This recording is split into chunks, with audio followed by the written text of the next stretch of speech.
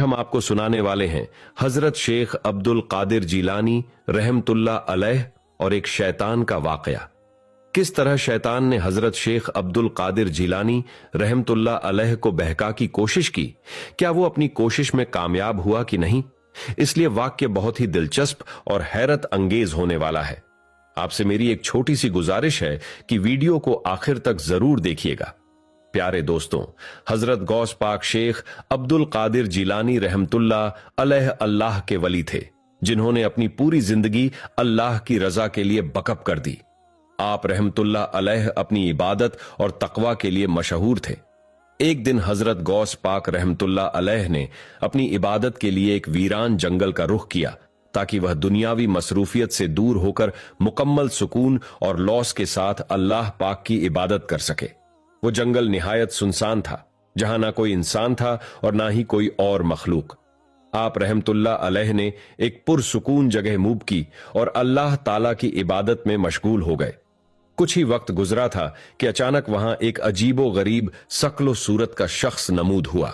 उसकी शक्ल बहुत खौफनाक थी और उसके जिस्म से कंधी बदबू आ रही थी।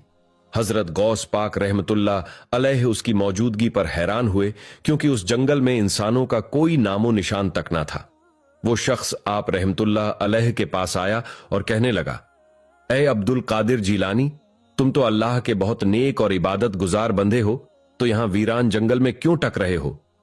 उस शख्स ने आप रहमतुल्लाह अलैह को आपके नाम से पुकारा था, जो आप रहमतुल्लाह अलैह को बहुत हैरान कर गया कि इस बंदे को मेरा नाम कैसे मालूम हुआ।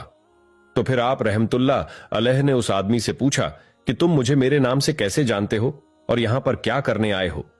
तो वह आदमी यह बात सुनकर जोर जोर से हंसने लगा और उसकी हंसी बहुत खौफनाक थी। उस आदमी ने कहा, मैं तुम्हें मुबारकबाद देने आया हूं। आप रहमतुल्लाह अलैह ने पूछा कि किस चीज की मुबारकबाद, और तुमने मेरे सवाल का जवाब नहीं दिया कि तुम कौन हो। तो फिर उस आदमी ने कहा, चलो अब मैं तुम्हें बता ही देता हूं कि मैं कौन हूं। मैं शैतान हूं।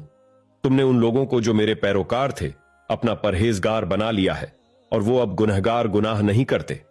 मैं तुम्हारे इल्म को मानता हूं और मैं शिकस्त कबूल करता हूं, और मैं यह चाहता हूं कि मैं कुछ दिन तुम्हारी खिदमत करूं। आप रहमतुल्लाह अलैह बहुत गुस्सा हुए और समझ गए कि यह शैतान है और यहां पर कोई नई चाल चलने आया है। आप रहमतुल्लाह अलैह अपने दिल को मजबूत बना रहे थे और फिर बोले, ऐ शैतान, यहां से चला जा, मेरा तेरे से कोई काम नहीं। वो लोग जो ईमान लाए और सीधे रास्ते पर चले, वो मेरे इल्म की वजह से नहीं, बल्कि अल्लाह ताला के फजल से सीधे रास्ते पर आए हैं। चल भाग जा यहां से। आप रहमतुल्लाह